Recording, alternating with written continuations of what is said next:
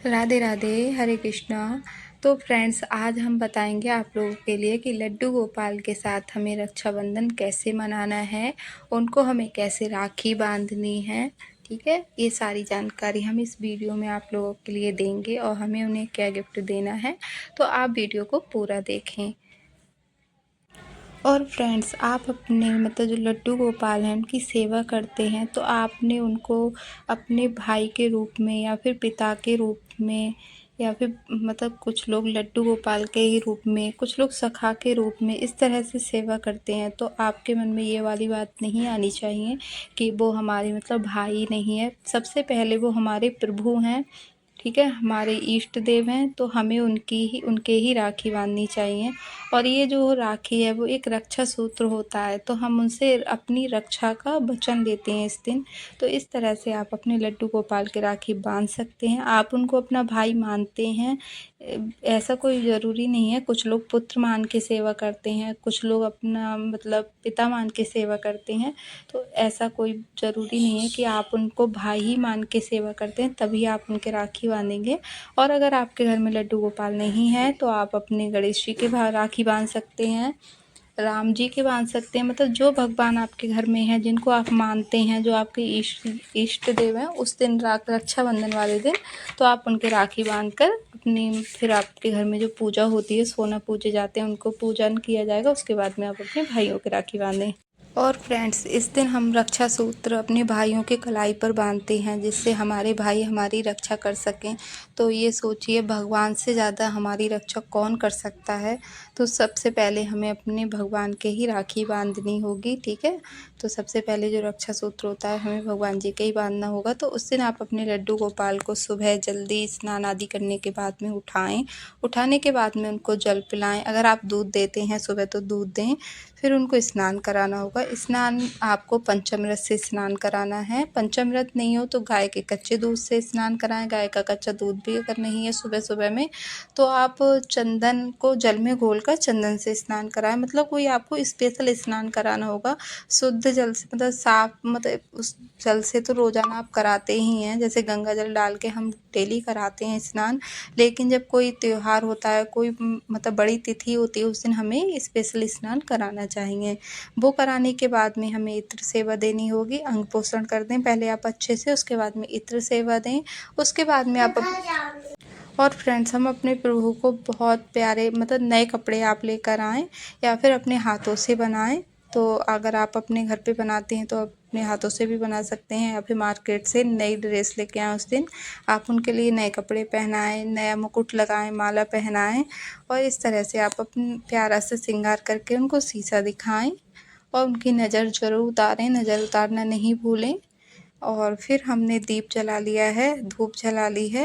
और आप जहाँ भी उनके लिए मतलब विराजमान करें, जैसे आपके ठाकुर जी का अगर कोई अलग से मेज़ चौकी वगैरह है तब तो कोई बात नहीं है, लेकिन कहीं पर भी आप उनको विराजमान करें, वहाँ उनकी मतलब जो गैया होती है गाय माता को भी ज़रूर उनके साथ में ही रखें। उनकी सेवा में आप अष्ट सखियाँ भी मतलब ला सकते हैं। अगर आप पूरे दिन उनके साथ में नहीं कर पाएंगे उनकी सेवा, तो इस तरह का भाव रखते हुए आप अष्ट सखियाँ भी रख सकते हैं। फिर यहाँ पे आपको रोली से तिलक करना होगा और चंदन से भी कर सकते हैं, लेकिन मुझे पता है रोली से अपने मतलब इस तरह से तिलक किया जाता है बड़ा सा ना, बहुत प्यारा लगता है रोली से माथे पे तिलक।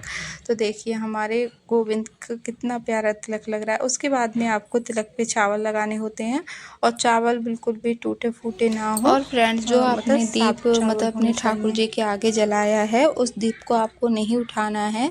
जब आप अपने भाई के राखी बांधें, जब उनकी आरती करते हैं तो वो उसके लिए आपको दूसरा दीप जलाना होगा।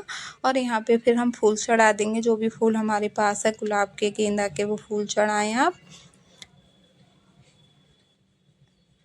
और यहाँ पे फूल चढ़ाने के बाद में अच्छे से, और आपको मतलब किसी चौकी पर, सिंहासन पे इस तरह से ही अपने ठाकुर जी को विराजमान करना होगा। जैसे आपने देखा होगा आपके घर पे होता है, राखी बांधते पे हम अपने भाइयों के पटले वगैरह पे खड़ा करते हैं, उसी तरह से हमें अपने ठाकुर जी को भी मतलब ऐसे नीचे नहीं मतलब विराजमान कराना है। उनका सिंहासन हो, कुछ भी हो। फिर आपको राखी बांधनी हो, तो फिर आप अपने कान्हा के राखी बांधें। और राखी बांधते पे आप कोई भी भजन भी गा सकते हैं, कोई गाना भी गा सकते हैं। इसे समझो नारी सम का तार कान्हा, इसे समझो नारी सम का तार कान्हा, मेरी राखी का मतलब है प्यार कान्हा, मेरी राखी का मतलब है प्यार कान्हा। उसके बाद में आपको राखी बांधने के बाद में आपको मिठाई खिलानी रहती है। तो मिठाई में आप घेवर भी मंगा लें उस दिन या घर पर बना लें मिठाई, लड्डू, पेड़ा और आपके यहाँ पे जो सेवइयाँ बनाई जाती हैं उसका भोग लगाएं और जल पिलाएं अपने मतलब लड्डू गोपाल के लिए और फिर आपको हर चीज़ में तुलसी ज़रूर डालनी है। कान्हा जी के पास भी तुलसी चढ़ानी भी रहती है उस दिन। और इस तरह से आप फिर प्रेम पूर्वक आप आरती करेंगे अपने कान्हा की और आपको न्योछावर भी करनी है। और न्योछावर वाले पैसों से आप अपने कान्हा के लिए कुछ भी मंगा सकते हैं। जैसे जन्माष्टमी आने वाली है तो हम तो ऐसा ही करते हैं, अपने कान्हा की नज़र जो उतारते हैं तो वो पैसे उनके रखते रहते हैं, उन्हीं के लिए कुछ मंगा देते हैं। अगर आप किसी और को देना चाहें तो इस तरह से दे सकते हैं। फिर आप अपने कान्हा की नज़र ज़रूर उतारें क्योंकि बहुत प्यारे लगते हैं हमारे कान्हा इस तरह से टीका वगैरह कराने के बाद में। फिर देखिए हमें फिर कुछ गिफ्ट देना होगा अपने कान्हा के लिए तो आप उनके लिए मुरली भी दे सकते हैं और उनके लिए कोई ड्रेस भी दे सकते हैं, अपने हाथों से बनाकर भी ड्रेस दे सकते हैं। तो इस तरह से आप रक्षाबंधन का त्यौहार अपने कान्हा के साथ मनाइए। उसके बाद में आप अपने घर वाली पूजा करें। उसके बाद आप अपने भाइयों के, भाभी के, भतीजों के इस तरह राखी बांधनी होगी और बहुत प्रेम पूर्वक इस त्यौहार को मनाना होगा। और आपकी मतलब जो जैसे मेरी बेटी है वो भी अपनी मतलब कान्हा के राखी बांधती है। तो वो मैं उससे जब से वो छोटी है मतलब हुई थी छोटे से ही उसको एक लड्डू गोपाल की राखी बंधवाती हूँ। अब तो थोड़ा समझदार भी हो गई, अब तो अच्छे से बांध लेती है। पहले वो बांध नहीं पाती थी लेकिन मैं राखी और भाई दूज दोनों कराती हूँ उससे। तो लड्डू गोपाल की राखी और भाई दूज दोनों करती है। तो इस तरह से भी आप अपने बच्चों से भी करा सकते हैं जैसे आपके पास बेटियां हों। और आप मतलब कान्हा की सेवा किसी भी रूप में करते हैं आपको राखी ज़रूर बांधनी है। और अगर कान्हा जी की सेवा नहीं करते हैं, नहीं है, तो आप अपने घर में अपने इष्ट देव के राखी ज़रूर बांधें। भोले बाबा के बांध सकते हैं, हनुमान जी के बांध सकते हैं, राम भगवान के बांध सकते हैं, किसी के भी आपको राखी ज़रूर बांधनी है। और देखिए हमारे कान्हा कितने प्यारे लग रहे हैं फ्रेंड्स। तो फ्रेंड्स इस तरह से ये राखी का छोटा सा वीडियो हमने आप लोगों के लिए बनाया है बहुत सरल तरीके से।